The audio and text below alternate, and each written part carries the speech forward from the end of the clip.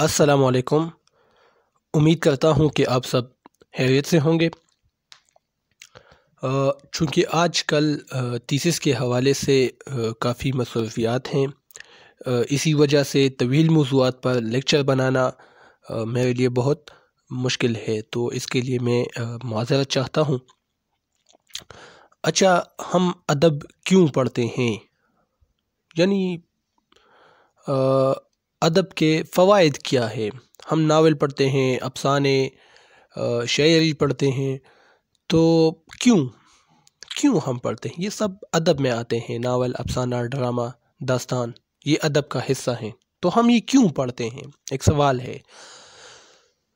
तो इसके बहुत से बेनिफिट्स हैं। सबसे पहले वो तो ये है कि अदब बतौर लुत्फ़ अंदोज़ी, हम अदब को लुत्फ़ अंदोज़ी के लिए पढ़ते हैं। सबसे पहला और जो बड़ा मकसद है अदब का वो लुत्फ़ अंदोज़ी है। पुराने ज़माने में दास्तानें थी, नावल आज भी पढ़े जाते हैं नावल, लेकिन पहले चूँकि ये मोबाइल, लैपटॉप वगैरह ये चीज़ें नहीं थी, तो लोग अदब पढ़ते थे, दास्तानें, नावल वगैरह पढ़ते थे शौक़ के साथ, और इससे मखसूस होते थे। इन चीज़ों से वो हज़ उठाते थे। लुत्फ़ अंदोज़ी का एक सामान अदब मुहैया करता था, लोग इसको पढ़ते थे और अपना वक्त गुजारते थे। आजकल चूँकि ये मोबाइल है, लैपटॉप, टीवी, ये चीज़ें आई हैं, सोशल मीडिया, तो हम अदब से थोड़ा सा दूर हो चुके हैं और आजकल हम इन चीज़ों में लगे हुए हैं। तो अदब जो है वो लुत्फ़ अंदोज़ी का एक ज़रिया है। दूसरी चीज़ ये है कि अदब से मुआशरे की इस्लाह होती है। अदब से मुआशरे सही और दुरुस्त सिमत पर गामज़न होना शुरू होते हैं। यानी मिसाल के तौर पर आप डिप्टी नज़ीर अहमद के नावल देखें, मरातुल उरूस, अय्यामा, बनातुन नाश, जितने भी हैं इसके, या इसी तरह दीगर जितने अफसाना निगार हैं, नावल निगार हैं, तो इन्होंने अदब से मुआशरे की इस्लाह का काम लिया है। अब डिप्टी नज़ीर अहमद ही की बात हम करेंगे।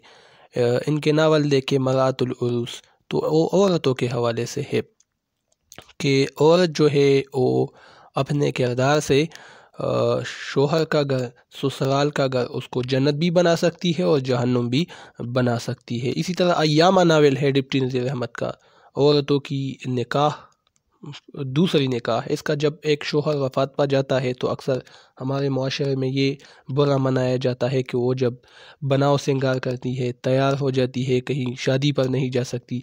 तो ये हमारे मुआशरे की आज भी एक कबीह रस्म है। तो डिप्टी नज़ीर अहमद का ये नावल अय्यामा वो इसी ही हवाले से है कि औरत का दूसरा निकाह हो, वो भी शादी ब्याह में जा सकती है।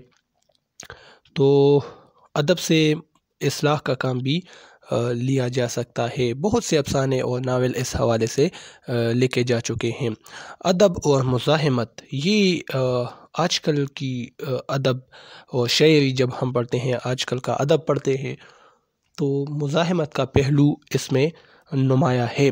हबीब जालिब देखे, फैज़ अहमद फैज़, इसी तरह जितने भी हैं। आजकल एक शायर है अहमद फ़रहाद, उसका नाम अहमद फ़रहाद है, तो उसकी शायरी दे के मुज़ाहमत का काम वो इससे लेते हैं।